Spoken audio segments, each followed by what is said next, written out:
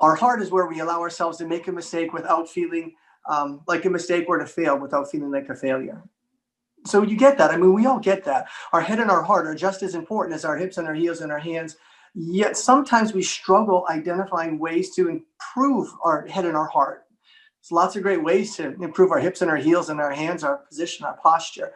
So for the next hour, let's talk about how we can improve our head and our heart, how we can develop that resiliency, that ability to never quit, never give up, make the rest of the ride the best of the ride, to hold it together when it would be completely normal to fall apart. I mean, nobody would blame you if you fell apart, but you didn't. You held it together. So that comes from between the ears, not below the ears. Sure, what's happening below our ears is really important, but what's happening between them is just as important. So to begin with, the story, and again, I love the story because it just speaks to the importance of developing a strong head and heart, the ability to rise above distractions, never quit, never give up, never doubt yourself. So here's the story. A couple of years ago, one of my 3-day event riders having the ride of a lifetime, epic ride. She's ahead after dressage. She's on the clock, cross country with 3 fences remaining. And then boom, out of nowhere, right? She gets hit in the chest by this big, massive duck. And I swear, you had to see it. So you see the duck, right? And then you see the rider, and then you're like, no. And then boom, yeah. So it was literally from the coach's point of view, I'm sorry, but it was one of the funniest things we'd ever seen. The poor duck, the poor rider, it was a bit of a glancing glow. The feathers are in the air, the duck's on the ground, the rider's stunned and losing her focus. And that was the funny part of the story. But here comes the sad part. When the rider got hit in the chest by the duck, she lost her focus. She lost her confidence. She lost her courage. She got super distracted. And as a result, she withdrew. So she was done for the day. Now, did she withdraw that day because she hadn't been working hard enough on her hips and her heels and her hands? No. See, she's got a great leg and a great seat and a great position. And we know that because she got hit by a mallard going 600 meters a minute. She should have fallen off, but she didn't. She's got a great seat. Yay.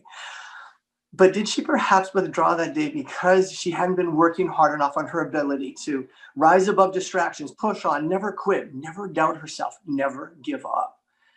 Because wouldn't it have been amazing? She's on course. Everything is fine. Boom, duck to the chest, feathers over there, duck down there, coach is cracking up over there. And she's like, whatever. Like, wouldn't it have been cool if she could have kept going? So now if she could have kept going, she would have proven that it's only when the hips and the heels and the hands, it's only when they come together with our head and our heart, does the door to success ever truly open for us. So back then, the duck to the chest became a bit of a metaphor for the kind of things that can distract us, take our focus away, make our courage just sort of sip away a little tiny bit. So the duck to the chest became a bit of a metaphor for the kind of things that can rob us of our success. And the problem with our sport is there are lots of ducks to the chest. The seminar tonight isn't about sports psychology. It's about ducks because our sport is full of ducks, full of things that can distract us or take our focus away from us. Things like fears, frustrations, falling and freaking out. Things like mistakes, mess ups, and bad memories. What other kind of ducks, emotional ducks, can hit us in the chest?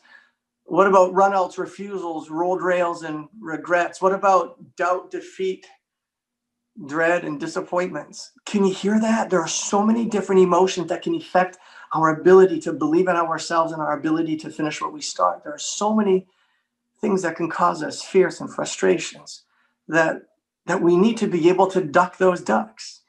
So let's talk about this. What we're going to do for the next 45 minutes or so is we're going to talk about some techniques that we as equestrians can do to duck the ducks, to stay focused at a time when we might start to get distracted, to remain courageous at a time when we start to maybe feel a little fearful. I imagine we've all experienced these emotions before. We've all done our very best, and from time to time it's enough, but from time to time you'll do your best and it's not enough. And yeah, maybe you get a little bit frustrated or upset or cranky or mad or angry. Maybe you get a little fearful. Maybe you get disappointed. Maybe you doubt yourself. So if you've ever experienced any of these emotions, then yay, you're in the right place. So when it comes to this seminar, those are our ducks. And if we can duck the ducks, if we can duck those emotions that can take our potential to believe in ourselves, find our courage, if we can duck the ducks that take those things away from us, then we can open the door to success. So here we go. Starting now, I'm going to give all of you 3 pieces of homework. Now, the good news is if you do these 3 pieces of homework, you'll be able to calm your nerves. You'll be able to feel like you can fail without feeling like a failure. You'll be able to rise above your doubts and your fears and your frustrations. So 3 pieces of homework. We're going to build a program. Each of you are going to be literally tasked with building a program, a bunch of pieces. It's a puzzle. But wait until the end, because these puzzle pieces are going to have to fit together in order for it to be successful. So tonight we're going to build a program called branding, athletic branding. We're going to build a brand for ourselves as an athlete. So how do we build a brand? Well, here we go. Let's start with your homework. There are 3 main pieces of building a brand. The first topic that we're going to talk about, and it's interesting if you think about it, ask any mental coach, how can I be more confident? And they will always say the same thing. At a time when you're feeling bad, think good things. They'll say, well, at a time when you're feeling like you're struggling, repeat a positive affirmation sentence to yourself. Now, don't get me wrong. I think it's a really good idea, because be careful what you wish for. You might just get it. For example, let's say that you're nervous, you're tense, you're anxious, you're not feeling very good. The mental coaches will tell you to say, I feel good. Now, again, don't get me wrong. I think it's a great idea. Be careful what you wish for. You might just get it. However, one of my young riders out in Los Angeles has a different way of saying her positive affirmation sentence. She doesn't say it like this, I feel good. She says it like this. She's like, I feel good. No, no, no, no, no, no, no. Okay, so what I love about this young rider is, okay, so she's a singer. She's actually like wicked good at singing. She's a good singer, but it's funny. No matter what I ever ask her for, she always seems to have a comeback song. I'm like, come on, move your horse. Get him in front of your leg. She's like, all right, I like to move it, move it. I like to move it, move it. And go to my Facebook page. A couple of years ago, she sent me a helmet cam video going cross country. And this is what you see on the helmet cam video. You see the horse's ears, you see the question approach, you can see her hands, and then on the helmet cam, you can hear her, and she's like, don't worry about a thing, because every little thing is going to be all right. So for 4.5 minutes, going beginner novice, she's going all like Bob Marley reggae on course. Or she could have been like, I feel good. Hey, riders, how many of you can hear the difference between a positive affirmation sentence and a positive affirmation song? Hey, well, this is interesting. The first tool that we're going to work on tonight, the first piece of building that branding puzzle, is going to be something called music motivation. The understanding and the belief that in order for any of us to be our very best, some of us need to pump ourselves up and some of us need to calm ourselves down. We also all have to be happy in our happy place, because when we are enjoying the process, the good and the bad, the success and the failures, when we enjoy it, our brain releases these endorphins, which help us to feel confident and courageous. We are 34% better at everything we do when we are happy because of the endorphins that enter our system. Meaning you are 34% better at schooling and showing when you're enjoying the process. You're 34% better at learning and teaching. You're 34% better as a mom, a dad, or a brother or sister. See, everything we do, and we do it happily, we do it better because the chemicals in our bodies change. So perhaps maybe we just need to agree to something. In order for us to be our very best, we need to pump ourselves up or calm ourselves down. And we all have to be happy in our happy place.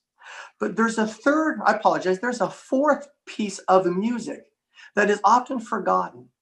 Did you realize that some music is actually linked to your optimism? Remember, this technique is called music motivation, using music to motivate us to feel more powerful or empowered. See, some music can pump you up, some music can calm you down, and many pieces of music can make you happy. But there's only one special kind of music that has been proven to be linked to your optimism.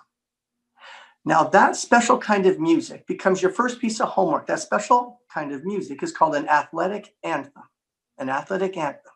A song that pumps you up or calms you down. A song that makes you happy but is in some way linked to your optimism, meaning the more you listen to this music, the more you start to believe in yourself, the more optimistic you become, the more resilient you start to feel just because of the music. So what makes an athletic anthem so unique? An athletic anthem is very simply stated a piece of music that has a hidden positive affirmation sentence in the lyrics. I get that it can be a little bit confusing, so let me give you a good example of an athletic anthem. Listen to this positive affirmation sentence. These are the moments I'm going to remember the most. I'm going to be strong. I'll keep pushing on. Now, I think we all agree that's a very good positive affirmation sentence. Hey, guess what? I just quoted Hannah Montana. Okay, so those are the lyrics hidden in the song, The Climb by Hannah Montana. Now, in the world of sports psychology, The Climb is considered one of the strongest of all athletic anthems because listen to the lyrics. These are the moments I'm sorry, there's always going to be another mountain. I'm always going to want to make it move. Sometimes I'm going to lose, but I'll be strong. I'll keep pushing on. Can you all hear the message hidden inside that song? Now, what I'm going to do right now is I'm going to play you a series of other athletic anthems. Can you hear the positive affirmation sentences hidden in each of these songs? Now, I might apologize in advance because sometimes Zoom doesn't pick up the music that is played from a speaker. I'm going to play it anyways, and then I'm going to go over a couple other perhaps examples of good athletic anthem songs you might want to consider checking on. Let's take a listen and see if we can hear this. It just takes some time to build your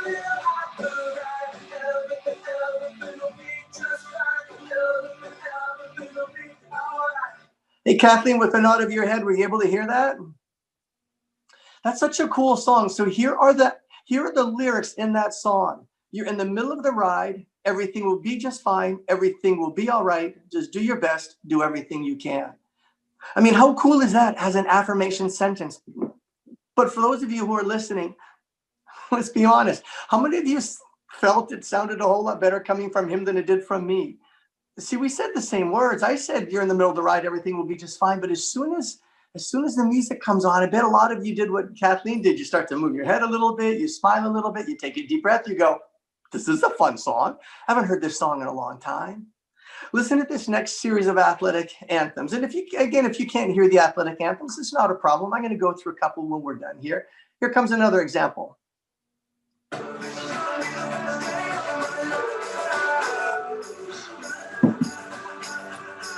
Of course, it's going to be the best day of your life. You're on a horse. What else could it be?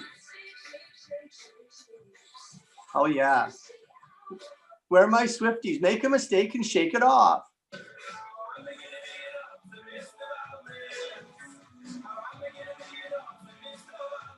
I'm lying on the ground looking up at my horse. I must have learned something. And here it is.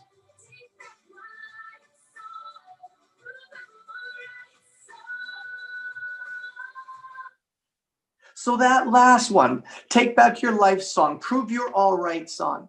So you already knew this. In the world of sports psychology, when it comes to team building and teamwork, an athletic anthem is called a fight song.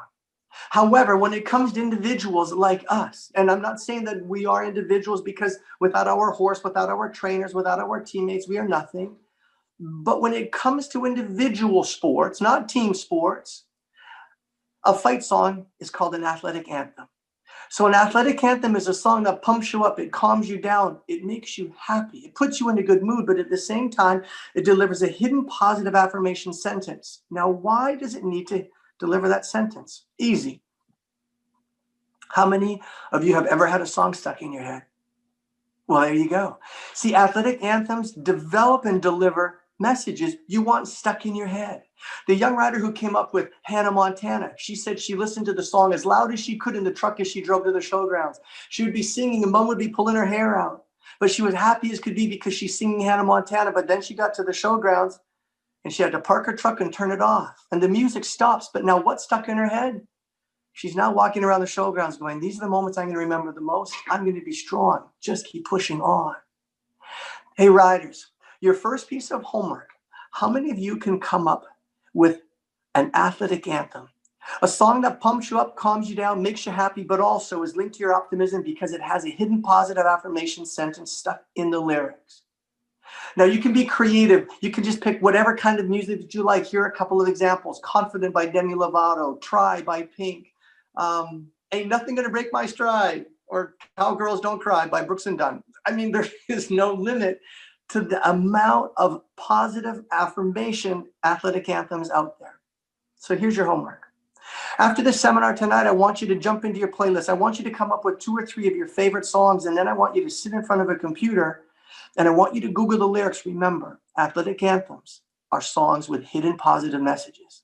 See, not all of your songs will be athletic anthems. You're going to have some songs that pump you up and calm you down and make you happy, but if they don't have that hidden positive message inside, then put them in one playlist, but don't put them into the athletic anthem playlist, the one that you're going to listen to it at a time when you start to lose your confidence or doubt yourself. Your first piece of homework, music. A lot of you are happy right now going, that's pretty cool. That's pretty cool homework. I can do that homework. All right, so here we go. First piece of homework, athletic anthem, all of you. I want you to jump into that, see if you can find 2 or 3 athletic anthems, and then I want you to wrap those anthems into a pre-ride ritual. Tell yourself the night before a big event, you're going to listen to this calm, empowering song so you sleep comfortably. But the first thing you do when you wake up in the morning is listen to Party Rock Anthem, because you got to hit it hard and hit it fast. Cross country day. See, music can change us in many ways, but it can also motivate us. That's why your first piece of homework is something called music motivation. All right, here we go. Your second piece of homework. So I'm probably telling you anything you don't already know. Did you realize that there is a relationship between pressure and memory? You know, it just seems that the more nervous we get, the harder it is to remember our dressage test. It just seems the more anxious we are, the easier it is to forget our stadium course. See, here's the problem. If we could just remember all the amazing lessons taught to us by our teachers, our trainers, our parents, our coaches, we're going to be amazing. If we could remember those things at times of pressure, we're going to be amazing. But here's the problem. Humans get forgetful under pressure. It's called stress-induced amnesia. And that's why you can never find your car keys when you're in a rush. Just saying. But believe me, there is a relationship between pressure and memory. Many of you probably experienced this because you can remember your dressage test or your stadium course Wednesday after work. But Saturday at the showgrounds, when spectators are watching and judges are judging, and the pressure hits and you get anxious, and then all of a sudden we get nervous and we struggle remembering not just our dressage test, but everything our trainer taught us to remember. There's a relationship between pressure and memory, and it's not a good relationship. It's inverse. When pressure goes up, memory goes down. Now, wouldn't it be great if there's a little trick that could help us to change that ratio? Wouldn't it be great if there was something that could help us to remember our important lessons under pressure at a time when many of us typically start to forget them? Well, the good news is there's a trick. There is a trick to helping you remember the important tasks, the important things that we need to do, even at times when you might be feeling nervous or tense. Your second piece of homework is dedicated to helping you to remember to do things that you should be doing under pressure. Your second piece of homework is something called an athletic acronym. Oh, wait a second, you already knew that. See, you already knew that acronyms help you to remember things under pressure. For example, let's say that I had to write a test. And the first question on the test was, what are the colors of the rainbow? And I'm like, I got it. Roy G. Biv, R-O-Y, red, orange, yellow, B, blue. Do you see how Roy G. Biv is an acronym that helps you to remember things even under pressure? A lot of young riders out there, if you're under 15 or 20, you've probably heard of something called PEMDAS. Parentheses, exponent, multiplication, division, addition, subtraction. PEMDAS. Now, wouldn't that be neat if you had to go write a big exam and the first question on that exam was, what are the orders of operation? And then you go PEMDAS, P-E-M-D-O-S. So this is what I'm getting at. We all have important things that we need to remember to do under pressure. But it's that very pressure that makes us forget to do those important things. That's why we need a cue, a trigger. We need help to remember those important things that we should be working on when it comes to being our very best. So there are 2 rules when it comes to creating your athletic anthems or your athletic acronyms. Here we go. First rule. Athletic acronyms need to be limited to 5 letters or fewer. And the second rule is they must form a sentence. Your brain is best when it's focusing on one thing at a time. So when you give your brain one sentence to focus on, one demand, one instruction, it makes sense to the brain. So what would a 5-letter acronym, 5 letters or fewer acronym that spells out a sentence, what would it sound like? Well, here's an example. A dressage rider, when she gets nervous, she tends to doubt herself. She gets tense and tight and holds her breath. And she knows that to be her very best, she needs to breathe. She's going to need to kind of work on taking a deep breath and relaxing. So her athletic acronym has become BIG, B-I-G. It is fewer than 5 letters, and it forms a sentence. Here we go. B-I-G. On the approach to every fence, she says, be big, go big, you're big. B-I-G is simply her athletic acronym for breathing is good. And that's it. Because breathing is actually really good. See, as long as you're breathing, you can relax. You can be calm. But as soon as we hold our breath, we get tense and tight.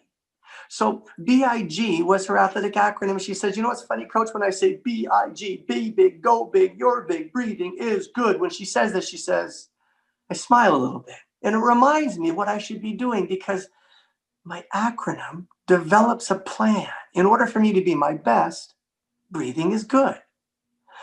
So your second piece of homework, how many of you can come up with a 5 or fewer lettered acronym that reminds you what you need to do at times when you might forget to do them? Those nerve-wracking, anxiety-creating times. Well, here comes some good examples of athletic acronyms. Remember, 5 or fewer letters that form a sentence. One writer's acronym is STAR. She reminds herself to sit tall and relax.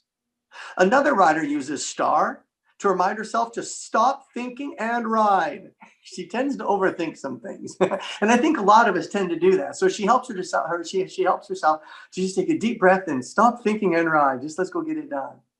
One writer came up with Q-tip, Q-T-I-P, make a mistake and quit taking it personally. One writer came up with BEAR, B-E-A-R, breathe, exhale, and relax. Maybe you want to use POWER, P-O-W-E-R. Push on with every ride. Never quit, never give up. Maybe you'll use LIONS, L-I-O-N-S. Laugh it off, never stop. That's a pretty cool one. Maybe you'll use FAITH, F-A-I-T-H. Forget about it, try harder.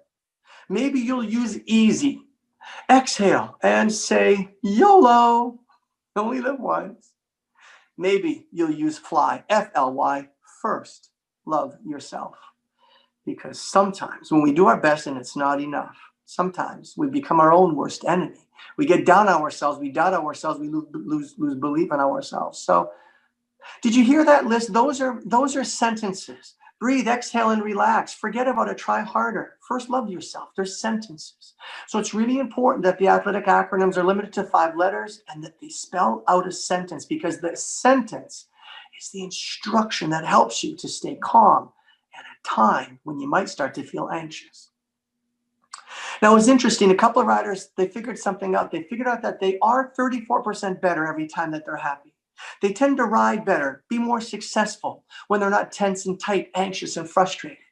So they said that in order for me to be my very best, I need to be positive. I need to be happy. I need to be in a good mood. So they came up with these athletic acronyms. BLAST, B-L-A-S-T, breathe, laugh, and smile today. See, I don't think any of us need any more than that. I mean, we're blessed to have this amazing sport, those amazing horses. And I think from time to time, we forget just how lucky we are. And perhaps all that we need to remind ourselves is just breathe, laugh, and smile today. So I think BLAST might be my favorite of all athletic acronyms. But maybe you'll use SANDY, S-A-N-D-Y, smile and never doubt yourself. Maybe you'll use SHAKE, S-H-A-K-E, stay happy and keep enjoying it. Maybe you'll use LOGO, L-O-G-O, laugh or get off. I don't know. Okay. But I suggest that you come up with some sort of athletic acronym of 5 or fewer letters that remind you what it is that you need to do today to be your very best. And I do know that we are all going to be our very best if we can remind ourselves to breathe, laugh, and smile today. So that acronym was BLAST. I think my favorite athletic acronym of all time, a young rider taught it to me about 20 years ago, young little pony clubber. She says, Coach, I've got one of those monster ponies. And most of us know there are only 2 kinds of monster ponies, the kind that goes too fast and the kind that doesn't go at all. So she's on this little monster pony that refuses to work very hard. But she got a ton out of the pony that day. And I went up to her and I said, I'm really proud of you. You worked really hard. And she says, Coach, it worked. I had an acronym And it worked. For the first time ever, it worked. And I said, I'm so happy. What was your acronym? She goes, Lucky. Lucky. Because to get that pony to move, I need to look, up, cluck, kick, yell. I've got to use every natural and artificial aid ever invented to get the monster pony to move. Hey, riders, you know what? You all have your big, your Q-tip, your Sandy, your shake, your blast, your Lucky. You all have one or two things that you need to do today to be your very best. Now, here's the problem. Pressure will make you forget it. Remember the relationship between pressure and anxiety. Pressure goes up, memory comes down. We need to fight back because the lessons taught to us by our teachers and our trainers, our dressage tests and our stadium courses in cross country, they're just too important for us to forget. We can remember them when we're not nervous, but we struggle when we get nervous unless you have a little trick. And that little trick becomes your second piece of homework. How many of you can come up with an athletic anthem? A song that has a hidden positive affirmation sentence inside that you listen to loud and long so that that message gets stuck in your head. And in addition to the anthem, how many of you can come up with an athletic acronym? A 5 or fewer lettered acronym that forms a sentence that reminds you what you need to do today, who you need to be today to be your very best. Are you ready for your third piece of homework? All right, here we go. That was totally rhetorical. You're muted. Okay, here we go. Third piece of homework. Most of you are familiar with the term get in the zone. Like not AutoZone, it's a commercial that we have down here in the States, but we're all pretty familiar with the term get in the zone. You know, when you talk to an athlete and they're doing their best to get into the zone, and here's the good news. When we as athletes get into the zone, our brain automatically, without effort, focuses on the positive and the present. You see, when I jump a fence and you hear a hard rub and that fence comes down and I get mad at myself, I know that I'm not in the zone because I'm focusing on a problem in the past rather than the positive in the present. Here's the good news. When we get into the zone, the mental, emotional zone, we develop the ability to stay focused on the positive in the present. I guess what I'm saying is that if we ever hope to be our very best, we need to find some way to get into the zone. Here's the good news. There's not just one way to get into the zone. There are two ways to get into the zone. And as a matter of fact, both ways work very well for many sports, but amazingly well for our sport. There are two ways to get into the zone. We're going to talk about those right now. How to get into the zone, how to get to that place where we stay positive and rooted in the present moment. Well, a little bit more information about getting into the zone. Did you realize that in order for us to get into the zone, we must first create something in our brain called the flow state? The flow state is the opposite of analysis paralysis, overthinking. The zone is the opposite of overthinking. The zone is where we just act naturally. We just sort of seem to be able to move in the way that we're supposed to move, act in the way that we're supposed to act, behave in the way that we're supposed to behave. It's the opposite of overanalyzing. So in order for us to get into the zone, your brain first must create something called the flow state. But in order for the brain to get the flow state, it needs to lock onto a rhythm or a harmony or a tempo or a beat. Now that just got really confusing, so let me give you a good example. Can you hear the athletic target of a distance runner?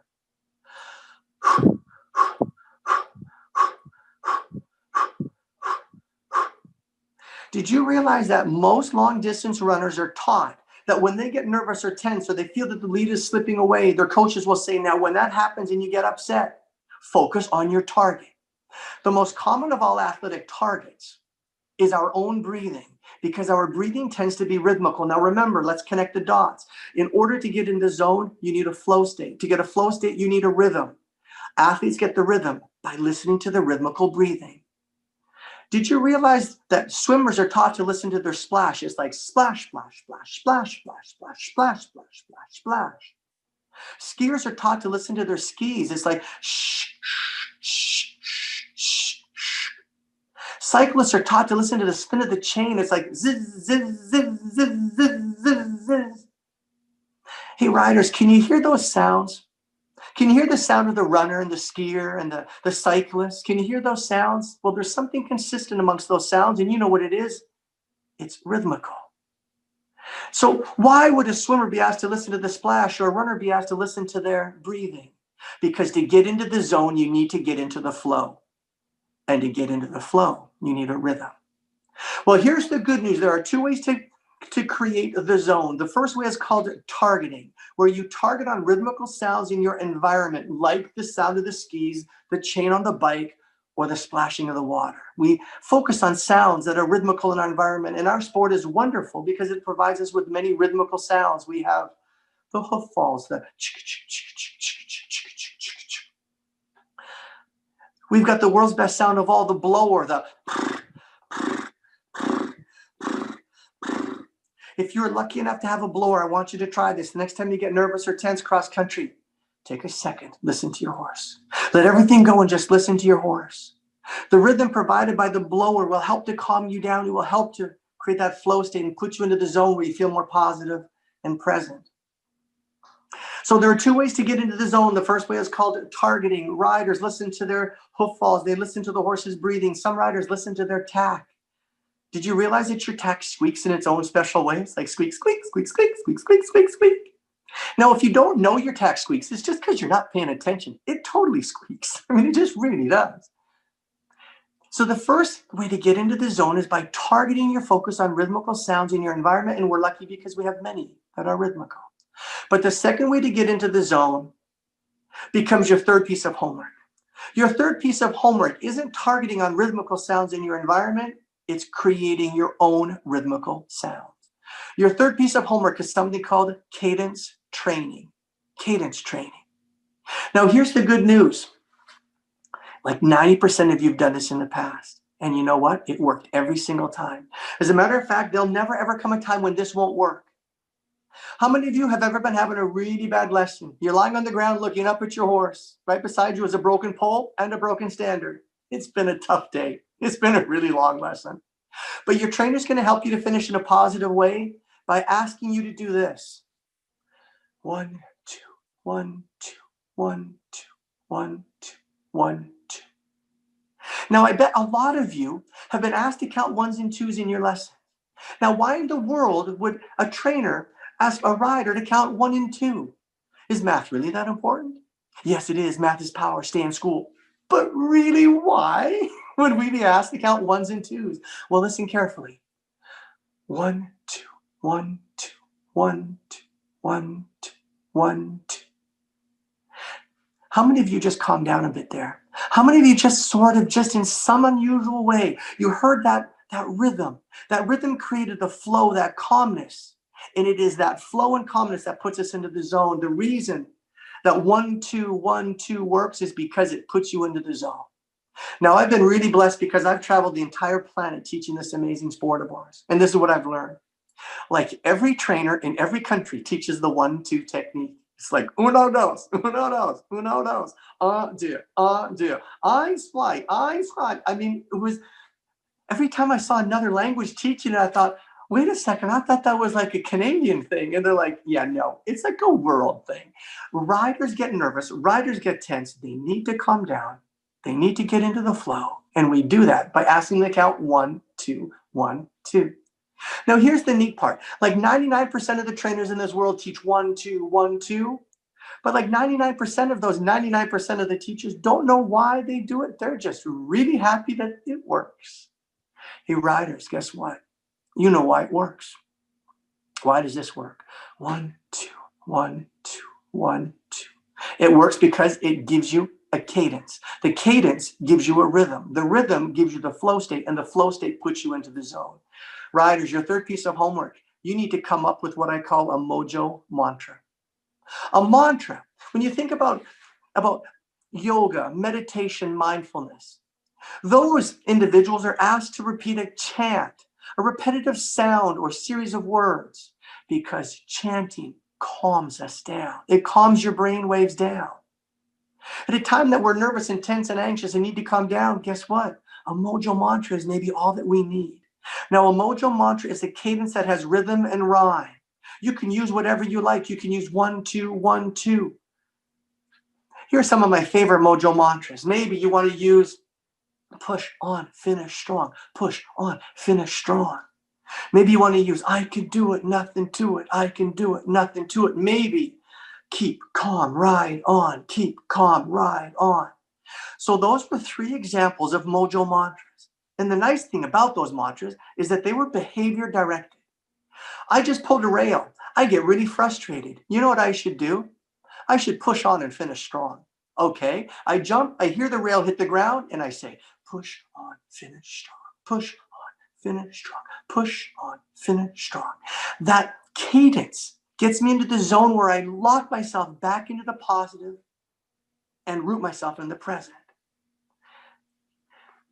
You can use whatever you want. Here are my 3 favorite mojo mantras of all time. One rider, every time she approaches a fence, she goes, duck, duck, duck, duck, goose, duck, duck, goose. Like every time she jumps, she goes goose, but in between the fences, she goes duck. Another rider in one of my clinics, she comes around the corner, a young rider. I listened out of the corner of my eye, and I was shocked to hear what she was saying. She's like, fish are friends, not food. Fish are friends. And I'm like, what? And she's like, oh, coach, it's Bruce from Nemo. And I'm like, I know who it is. I've got a 14-year-old. I get it. I know who it is. But why Bruce from Nemo? And she goes, I don't know. It just makes me happy. Guys, that young rider has her whole sport figured out. She's happy in her happy place, so she's 34% more likely to succeed today because she has endorphins seeping through her body. And she's in the zone because fish are friends, not food. Fish are friends, not food. You know what she's doing? She's taking things a little less seriously. And in doing so, she allows herself to be a little bit more positive, a little bit more confident. And in doing so, she gets herself into the zone. But here's my favorite mojo mantra of all time. Super disturbing. Another young rider out in Boulder, Colorado. I teach 2-day mounted clinics, cross-country dressage and stadium. On the first day, I'll always ask the riders to come up with a mantra, and then we're going to practice it the second day. Well, the second day after I asked this young rider to come up with a mantra, she comes around the corner, and I hear her as she comes around the corner. She must be 10 or 11 years old, young pony clubber. She comes around the corner, she's like, Nationwide is on your side. She's like singing this crazy like insurance commercial. And I was just like, okay, so that's just all kinds of wrong. You can't be 9 years old singing an insurance commercial. But by the end of that pony club clinic, all of the riders were chanting, Nationwide is on your side. The parents showed up and they're telling their parents, Nationwide's on your side. And as a result, the riders rode free that day. They rode happy. They weren't worried. They weren't tense or tight or anxious. The riders had fun that day. And the good news is that when you're not tense and tight and when you're enjoying it, you're more successful. Now, if ribbons are your definition of successful, then when you are tense and tight, anxious, frustrated, and angry, well, then the ribbons will escape you a little bit. We get that. But when you're confident and calm and energetic and happy and enjoying the process, like I said before, the good, the bad, the failures and the successes, when you enjoy it all, then the successes will happen. And again, if your definition of success are ribbons will happen, yay. All right, riders, your third piece of homework. You need to come up with a cadence, a mojo mantra that has rhythm and rhyme.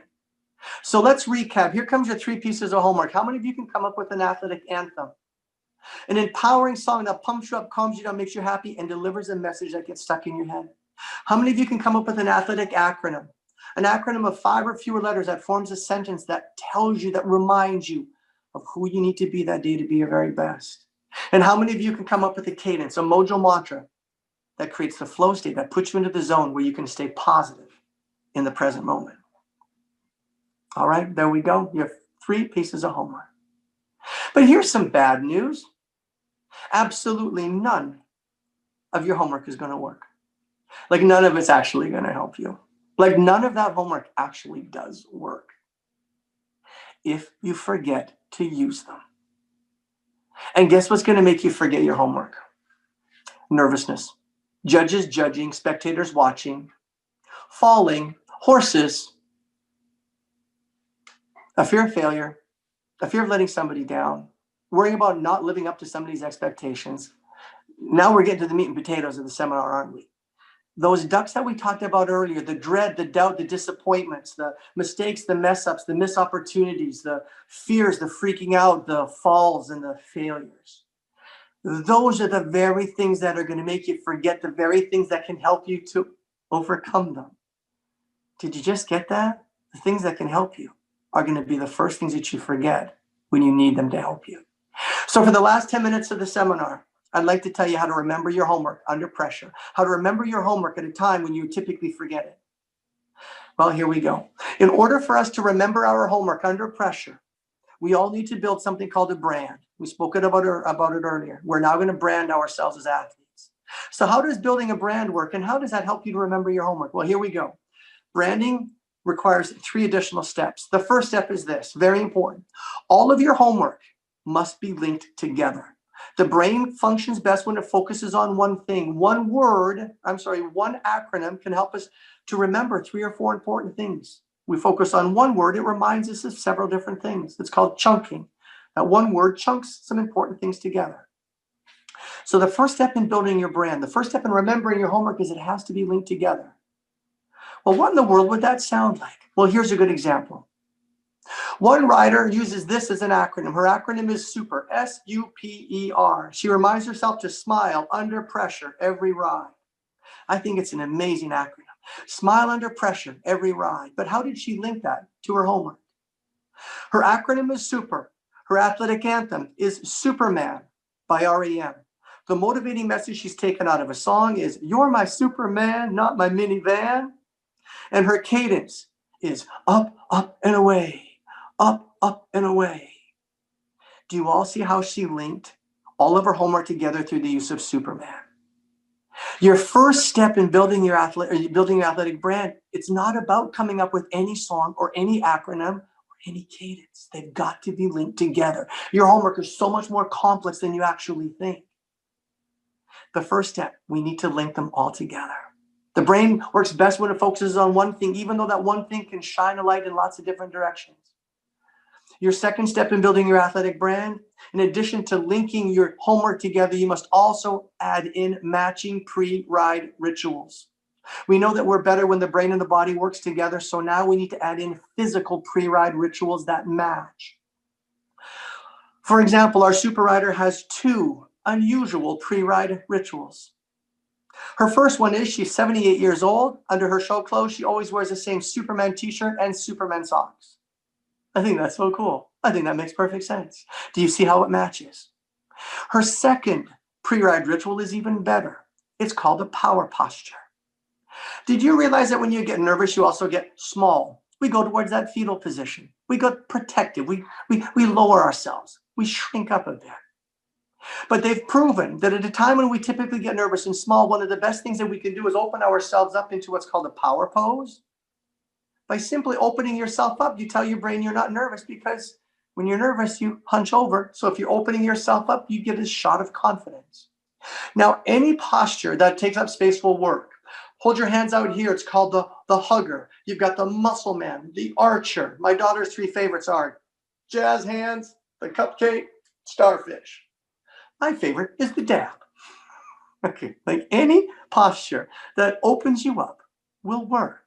But the most common of all power postures is where you put your hands on your hips, you open your shoulders, and stand like Superman or Wonder Woman. Hey guys, how do you build a brand? Listen carefully. The acronym is SUPER, the song is Superman. The message is Superman, not minivan. The cadence is up, up, and away. She's wearing a Superman t-shirt, Superman socks, while standing like Superman. Do y'all see what it looks like to build a brand? But she's not done yet. She's not done. The most important step is coming now. See, we're building an athletic brand, but it's no different than building a business brand. See, businesses depend on brand recognition. See, Starbucks wants to know when you're driving down a highway and need a coffee, they want you to recognize that big billboard of theirs.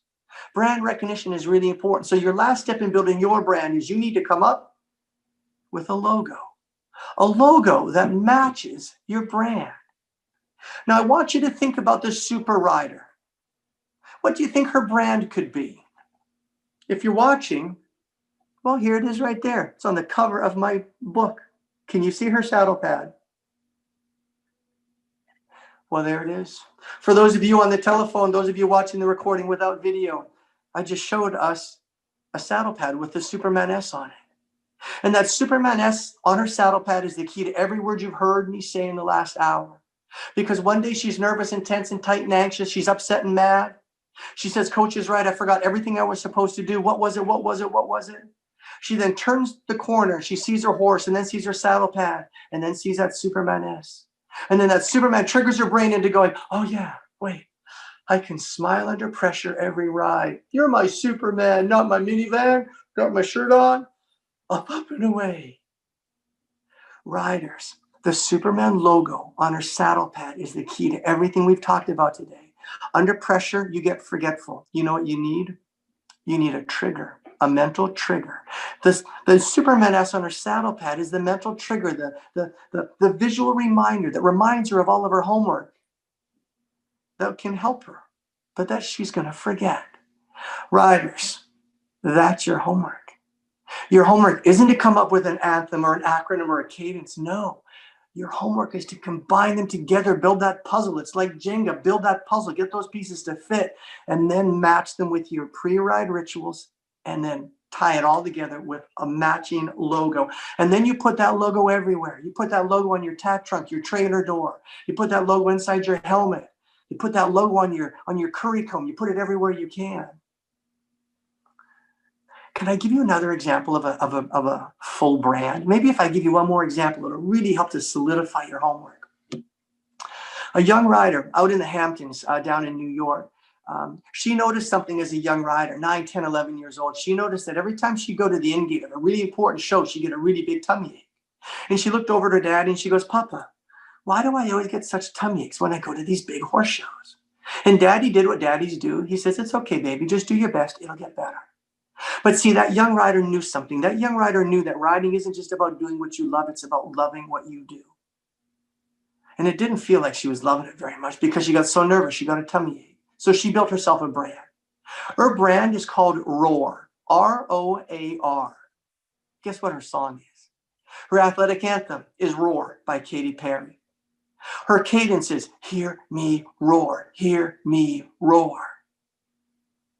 And she has the world's most amazing, I apologize. Her acronym is ROAR, R-O-A-R. Ride on and relax. Ride on and relax, R-O-A-R. Do you see how her homework is coming together? And then she has two of the most amazing pre-ride rituals. Her first pre-ride ritual is she now walks up to the in-gate and she opens her arms up to the side into her power posture so she can lean forward to hug her big fat pony. Her power posture is hugging her horse, showing gratitude, opening herself up to do so. She gives that horse a big hug. As she's hugging, she gives him a couple of pats. As she stops patting and sits back up, she scratches the horse a bit. And when she finishes scratching, she leaves tiger stripes on his neck because that's her tiger. You see, her horse has always been her tiger. She didn't start this sport for ribbons or podiums or to beat somebody else or to not be beaten by anybody else. She just started for the love of the horse, but she lost sight of that for a while because she started to compare herself to others or worried that she might not win. Her second pre-ride ritual is actually pretty cool also. After she finishes scratching her horse and leaving tiger stripes on his neck, she opens her shoulders, takes a deep breath, and then takes the stuffed teddy bear tiger she's currently carrying, kisses it, hands it to her dad, and walks into the arena. Did you get that? That young rider has been carrying the same teddy bear tiger to like every horse show for the last 4.5 years. And I've seen the tiger. He's not looking super good anymore. But she hasn't had a tummy ache in 4 years. Because she's right. Riding isn't just about doing what you love. We get that. It's about loving what you do. And if you're not loving the emotions associated with our sport, then change it up. It's a choice. Everything that we do is a choice. You have the choice of being embarrassed or not after you get eliminated. You have the choice of being disappointed after you fail. It's a choice. It's just a choice. It comes down to nothing more than that.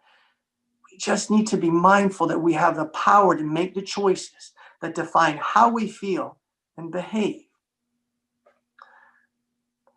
All right, there's your homework. How many of you can come up with a brand? How many of you can link a song to an acronym, to a cadence, to a pre-ride ritual, and ultimately to a logo? All right, here we go. Before we wrap up, just a couple more minutes. What happens when you've done everything right, but it still goes wrong?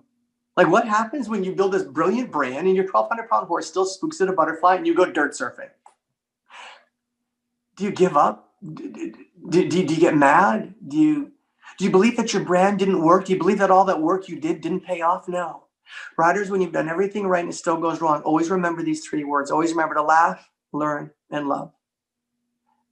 I love our group here. I know that we have several young riders. We have lots of youngsters, and we have several oldsters too. We have youngsters and oldsters. We know who we are. Now, normally, education flows downhill from big to little. And I do believe that. So young riders, listen to your parents, your teachers, your trainers, and your coaches, because I truly believe that we have stuff that we can teach the young rider. But oldsters, is it possible we can learn a few things from the youngsters? Did you realize that children laugh on average up to 400 times a day? Adults, we laugh on average 17 times a day. Now, young guys don't get super happy yet because it's because of you guys that we don't laugh so much anymore. No, just kidding. What I am saying is if you still have your laughter as a young rider, never lose it. Never, ever let it go away. Laughter is the key to success. If your definition of success is ribbons moving up through the levels, then stay positive, stay energetic, stay joyful. It will create different chemicals that allow you to stay confident, optimistic, and courageous. But if you've lost your laughter, get it back, get it back. I know that it seems difficult, but find some way, maybe a fun song, maybe a cadence or a mojo mantra that reminds you to smile. So when you've done everything right, it still goes wrong. Always remember to laugh and learn. There are only 2 kinds of mistakes, good and bad. A good mistake is a mistake that you make when you're outside your comfort zone. You're pushing yourself. You're challenging yourself. You're not shying away from those challenges. You believe in others and their ability to teach you. So when they say drop your stirrups or drop your reins or close your eyes, you're like, I believe in you. Mistakes are the most important part of our sport. And I get it. I get that people tell you all the time, if you're making mistakes, you're just not good enough. That's not it at all. We make mistakes because we challenge ourselves and push ourselves to a point where we can't accomplish everything at the first attempt. I've always said that equestrians don't make mistakes. Mistakes make equestrians. They make us bolder and braver and brighter. That's what they do. As long as we have the courage to learn from our mistakes. So we've done everything right. It still goes wrong. Always remember to laugh, learn, and love. Because not one of us here started to ride for the same, not one of us here started to ride for red ribbons, blue ribbons, podium finishes. Yeah, we didn't. We didn't start to ride for that. If you were like me, you started to ride for the same reason. With me, it was like, I wanted to get out of bed in the middle of the night before school so I could rush to the barn so I could chip ice off the heated waters. That's how cold it was in Calgary, where I grew up in the wintertime. But you know what? I also got to pick up frozen poop while being stepped on a squash in the corner. And I was like, this is amazing.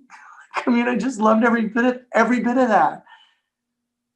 So riders, when you've done everything right and it still goes wrong, always remember to laugh, learn, and love your horse and love our sport.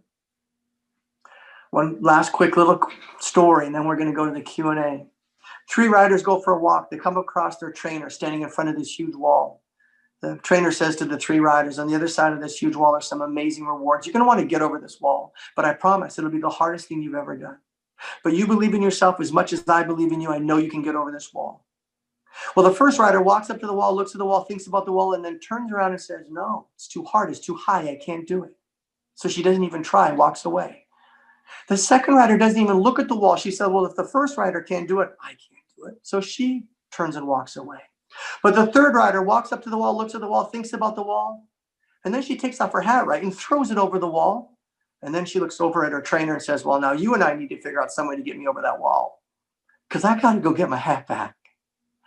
Hey, riders, when you've done everything right and it still goes wrong, can you let the love of the horse and the love of our sport be the hat that gets you over your walls? See, here's the problem. What do walls do? They hold us back. They make us feel like we're not big enough, brave enough, bold enough, or bright enough to get over them. That's what walls do. They limit us. But I've never met a wall bigger than the love of a horse, and we all share that. The real problem is that our sport has walls. More than any other sport, I've never ever met a skier who had to yell at his ski because it spooked its snow. Ever. I've never met a chestnut mare tennis racket that refused to load into the car. Ever. I mean, our sport is ridiculously difficult. And as a result, we hit walls from time to time. Those walls come in the shape and sizes of fears, frustrations, falling and freaking out, dread, disappointment, defeats, and dejection, mistakes, mess-ups, memories. They come in the shapes and sizes of judges' glare, spectator stares, and chestnut mares, big bucks, bad lucks, and ducks, to the chest. Do you get that, guys? Our sport's tough. It really is. It is no tougher than we are. I know that we struggle from time to time. I know that we fall emotionally, literally, physically. I know that we fall, but we always get back up. That's just the fabric that we are made of. If we wanted something easy, we picked the wrong sport. If you wanted something easy, you'd probably be in like a scrapbooking convention right now. You certainly wouldn't be trying to figure out how to get 1,200 pounds of I want to do what I want to do what you want to do.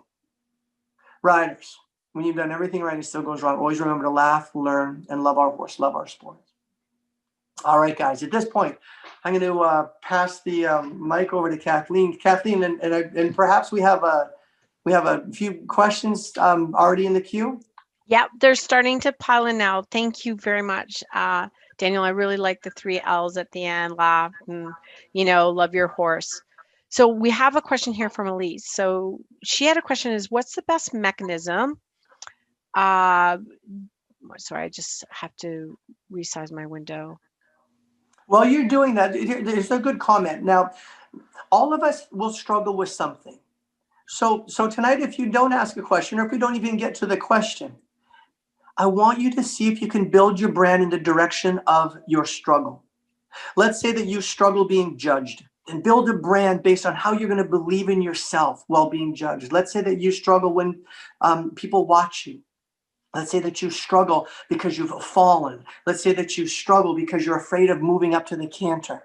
See, we all have something, but what I want us to remember is that this program, you actually create the puzzle pieces. So if your struggle is being judged, then you design your brand around the tools that you know that you can use to help you overcome the fear of being judged. Go ahead, Kathy. So Elise's question is, what's the best mechanism to trigger yourself back into the zone in the middle of the ride when something goes wrong, like run out, rail down, etc. When you're feeling shaken, you need to get your focus back. Where's the best place to train yourself to start in that split second? Because it comes up so quickly, right? It's not something where, you're like, oh, I can think about this. It's like, you got to get on with it. Right. So the best way to get back into the zone, without a question, will be to have a predefined cadence. Remember the Mojo mantra? So what you might want to do is you might want to identify 1 or 2 situations that tend to really rock your boat, that tend to really make you struggle. Let's say here are 2 of them. One is a spook and one is a run out. Let's say that those are the 2 situations that really cause us to struggle. Well, then what you do is you come up with a predefined cadence to use whenever you experience either of those. So for example, your horse spooks, you take a deep breath, you push your hands forward, you relax, remembering that whatever you want created in your horse, you must first create it in yourself. If you want your horse to relax after a spook, we can't be yanking all over his mouth. So the horse spooks, you take a deep breath, you relax, and then you say, keep calm, ride on, keep calm, ride on. When we link those 2 predefined possibilities, the spook and the run out, when we link those unpredictable situations to predictable cadences, and we do it over and over again, the brain can start to actually link them together to the point that you actually can have a run out without saying, keep calm, ride on. So the answer to the question is to go into your cadence. I want you to identify 1 or 2 situations that you know that you might struggle with, and then I want you to link those situations to predefined cadences, mantras that have a behavior defined. Like, I get nervous, so the cadence will be keep calm, ride on. I want to quit every time I pull a rail. My cadence will be push on, finish strong. So do you see the cadence delivers the information in a rhythmical way that puts you in the zone? Yeah, Elise loved it. It's very super helpful. For some of you who prefer to talk, I have given you the ability to come off mute. Like, we have a few more minutes to ask Daniel some questions. Don't be shy.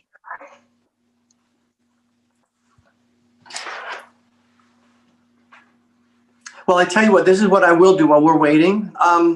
Either tonight or tomorrow morning, Kathleen, I'm going to send you a homework sheet, as a matter of fact, believe it or not. See, many of us think education has happened in the last hour, but in fact, education and learning occurs better when we are experiencing the education. Experiential learning is more effective than sitting and listening. And I'm the guy that can talk forever. I've got a lot to say. And I realized that I did give people the opportunity to ask questions in the middle of the seminar. So tomorrow, Kathleen, I'd like you to send everybody the homework sheet. It's just a simple little homework. I would say there's no right or wrong answers, but in fact, there could be right or wrong answers.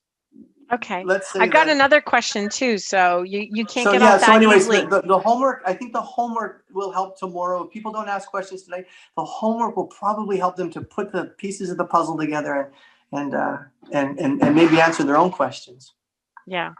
So the person came in his iPhone, but I have a friend and she has a horse that can be a lot. It spooks easily, refuses jumps, bucks and bolts, and she can get very discouraged easily. So how can I help her with your method? I assume Okay. this person coaches.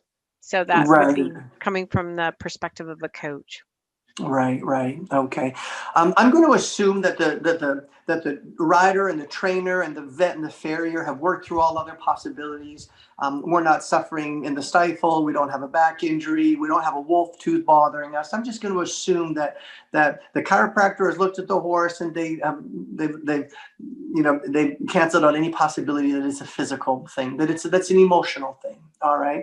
So I think the two most important words here would be patience and trust. Patience.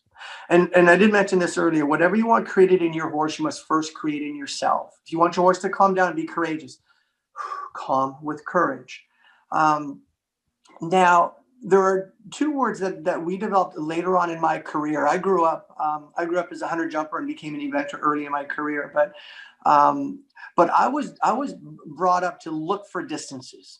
See, the stadium, my job was to see distances. And if I messed up, my trainer said, you just didn't see the distance. Well, that changed several decades ago. We no longer always need to find that distance, because as long as we find a quality canter, the distance will take care of itself. I want you to listen to quality canter. 1, 2, 1, 2, 1, 2, 1, 2, 1, 2. See, the reason that quality canter is so important is because it gets both horse and human into the zone. I can almost promise you that if you work on your dressage, if you work on the approach, and not just on positions and not just on distances, but if you can work on micro collection and extension, if you can work on your half halt and develop that quality canter, 1, 2, 1, 2, 1, 2, I can almost promise that the frequency of the runouts, refusals, and rails will go down. But in order for the horse to develop courage and confidence on the face of a fence, he has to be in the zone. And the horse's brain works every bit the same way the human brain does. It needs that flow state. It needs the quality canter. Horses that struggle on the approach to a lot of fences are struggling with their rhythm. They're cross cantering. They're got that throwing that inside shoulder, taking that quality canter away from the rider. As a result, the rider might get a little fidgety in the hands. All of a sudden, the quality canter is gone, and the potential of runouts, refusals, and rails has just increased. You know what you might want to consider doing? I started the answer by saying two things: patience and trust. How about you create this as your brand? PAT, P-A-T. Patience and trust. Patience and trust. Patience and trust. On the approach to every fence, instead of saying, I wonder if he's going to stop, I'm sure he's going to stop. Now, as soon as you say that, your brain gives it away and he feels it through your seat. Instead of wondering, wishing, and worrying that he's going to stop, how about you just, on the approach of the fence, patience and trust, patience and trust, patience and trust. Tell yourself to focus on the present, get yourself in that zone, create the quality canter. And more times than not, your horse will be able to find his courage and his ability to get in the zone.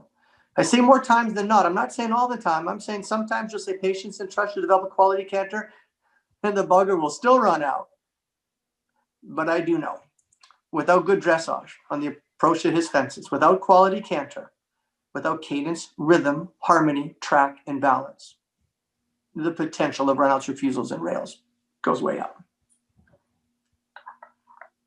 Yeah, I chant to myself, "Don't kill the canter" in my stadium rounds.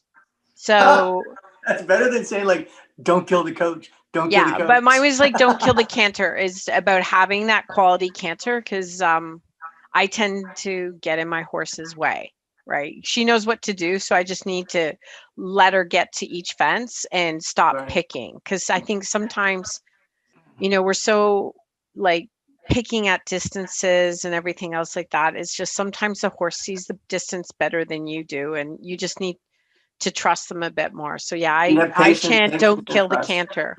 So if you Yeah, see my yeah. lips moving, that's what I'm saying. Now this is interesting. I'd like to expand upon your comment there a little tiny bit, and I'm going to challenge you here. Now you don't have to accept the challenge because it's working for you, so you can stay with it. But the way that we use our internal dialogue, our self-talk, influences our behaviors. Here we go. It is always better, whenever possible, to direct our self-talk in a positive direction rather than a negative direction. So here's a good example. Let's say that you are afraid of heights. You're standing kind of close to a cliff, and I say, "Don't look down." So what will you do? You're going to look down. You're going to look down. Here's how the subconscious works. The subconscious works by creating pictures. The subconscious works in pictures, in visions. It's a better image processor than a word processor. The subconscious creates a picture of what you look like looking down, and then it directs its behaviors to satisfy that picture. That's how the subconscious works. So when we say "don't look down," the first desire is to look down. Hey, Kathleen, what's a better way of saying "don't look down"? Look up. Keep your eyes up. Yeah. So here are the two demands, or the two commands. One is negatively directed, "Don't look down." The other one is positively directed, "Look up." What was your cadence again? Don't kill the canter. I don't Don't know. kill the canter. Don't kill the canter. So it's like it's that getting my tempo. And, and it's got cadence, doesn't it? It's got the rhythm and rhyme. It's got the flow. It's got everything that you need. Now, that's why I say maybe don't change it. In the world of perfect, and I know that there's several perfectionists listening in right now, but in the world of writing, there might be the striving for perfection, and there's nothing wrong with that. But the realization that a perfect effort doesn't always yield a perfect outcome. As soon as we're okay with that, then we're okay. Then we're just fine. I don't think that your cadence is perfect. I think it's focused in a not a positive direction. But you know what? I think it's so good you should probably consider not changing it. I don't think it's It works perfect. for me. It It does. works I for know you. it's one of those things, Right. or Right. Right. It works for you. Now you've been using it for a long time, so it's become like muscle memory to you. Don't kill the canner. Don't kill the canner. That means keep it going. Keep it going. Would you do me a favor? Over time, it's possible that "don't kill the canter" is your comfort zone. It's what you go to. Feels real good. It's always worked. Why change it? But maybe as equestrians, maybe we should just expect not to go through life, but to grow through life. And sometimes to grow through life, we need to bust out of that comfort zone, try something new. I'd like you to experiment with coming up with a more positively directed um, cadence. Now you don't need to use it because yours is working fine. It's firing all cylinders. I actually kind of really like it because I'm not perfect either. Um, but I'd like you to try and toy around with coming up with something else, like you know, keep calm, canter on, keep calm, Yeah, canter that's a good on. one. Push on, canter on, push on, canter on. So you've got the rhythm and rhyme, but you're just taking, and remember, this is the subconscious. The subconscious does not hear the word "not." Listen carefully. Do not look down. You hear "do look down." Do not be nervous. Yeah, I just got nervous. You see that, right? Yeah. So anyways, there's my challenge to you. See if you can maybe start to expand and find a cousin for your current cadence. Find the positive twin to your cadence, perhaps. Give it a try. I have a couple of friends here who've given me some good ones. So when I'm trying it, when I do my next jump lesson, I'm going to shout it out loud and see if it works. So I'll let you know. Good. And they'll clap or laugh, and that's all that you need to know. Is like, yeah, it seemed to work. They enjoyed it, so good. Yeah. Another thing too is like I trying to read phrase nervousness is excitement. That's one thing that I always do is like, instead of saying I'm nervous to do my stressage test, because I think a lot of us call it here stressage. It's like, why do we have to do this the first? Um, it's horrible. And then I just say, well, I'm excited to do my test. And it's like I'm lying to myself, but I'm telling myself it's like, no, I'm nervous because it's not like my circles look like eggs. I've had comments like it looks like you're riding a snake. I've had other things going on. So it's just things it's like I'm really excited to do my dressage test. That's what I also tell myself. I don't know if anybody else here. You know what I'd love to do? I'd love to set up another webinar. Sure. I have another program where in fact we talk about that very subject, about how feeling nervous and feeling excited are, well, they're the same thing. They are both preparation for a challenge. They both are. I'm excited because I'm going water skiing tomorrow. What do I know about water skiing? Now, I could be nervous, but I'm actually kind of excited. But I should probably be nervous because I'm probably, being nervous and being excited create the same biochemical changes in your brain and your body that nervousness does. Nervousness and excitement are the same thing. They're just our body's way of preparing for a challenge. My challenge to all of you is the next time you feel nervous, tell yourself you're excited.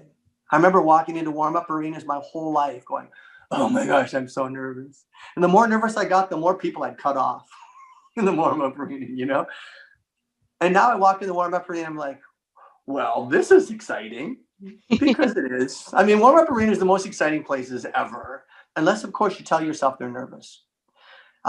Expand upon that a little tiny bit. There's something called dissociation. Many people will say, I'm nervous, which is a lie. You're not nervous. So here's a good example. I am tall. I am skinny. I am gray. Now that's who I am. But I am not nervous. I feel nervousness. I experience show jitters. That doesn't mean I am nervous or I am anxious. I am tall, but I'm not anxious. It's just a thing. It's an emotion. It's not a trait. So two things. Always learn to separate yourself from the emotions. Dissociate yourself from the emotions. Never say I am nervous. Always say I'm feeling nervous. That's fine. We all do. I'm feeling anxious. I'm feeling doubtful right now. When you separate the emotion from the self, the brain interprets the situation more positively and less threatening. So yeah, say, I'm feeling nervous, or even better, this is exciting, because it is. We picked the most exciting sport ever. So how could it be anything but exciting? Well, it is. And the fact you have to do 3 different things in a short period of time is fantastic. We have a question from Valerie. She came out with this, is like, any advice on to eliminate or lessen negative mental imagery while competing? So example, you picture yourself crashing over a cross-country fence that you're about to jump on course. How do you deal with that negative images that jump into your mind? Is that be careful what you wish for, you might just get it kind of a thing? And I mean, it is. This is interesting. The first response to that question is, please never feel bad about that. See, oftentimes we get mad at ourselves because we go a little dark.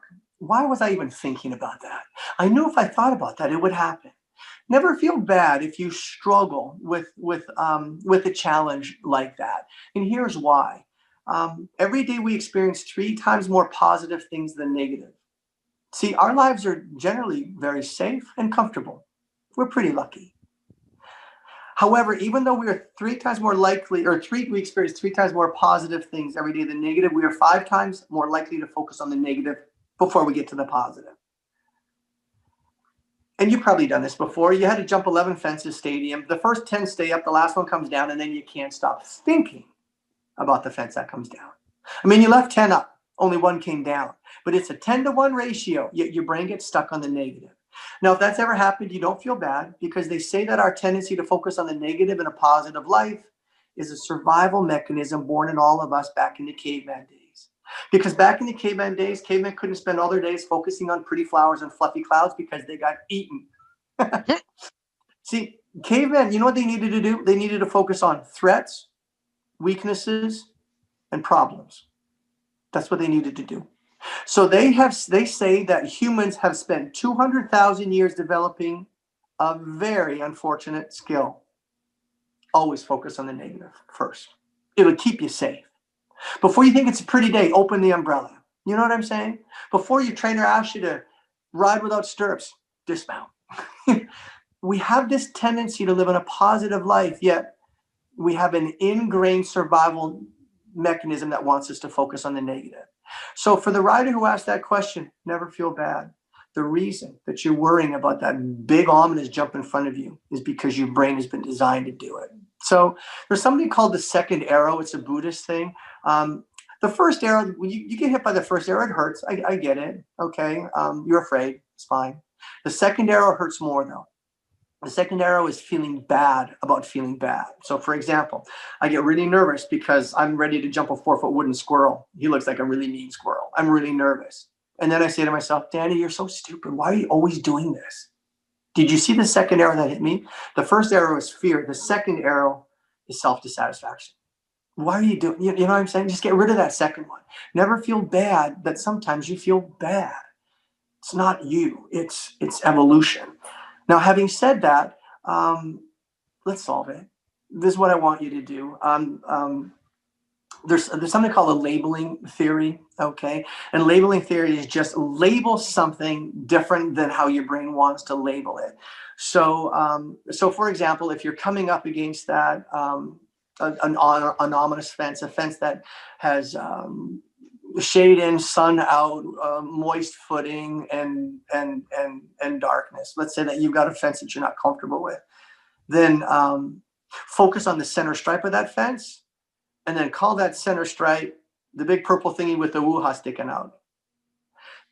So by relabeling a stressor, something that is silly or something that is almost childish, the brain interprets that stressor in a different way.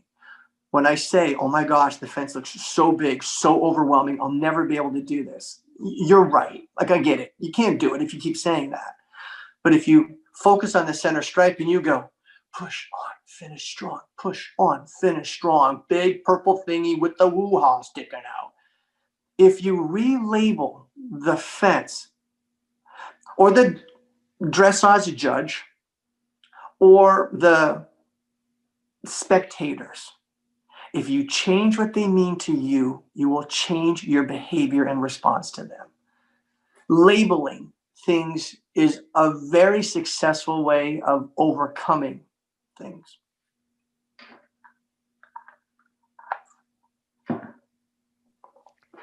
I think that's it for questions right now. I think some Right? people are really key.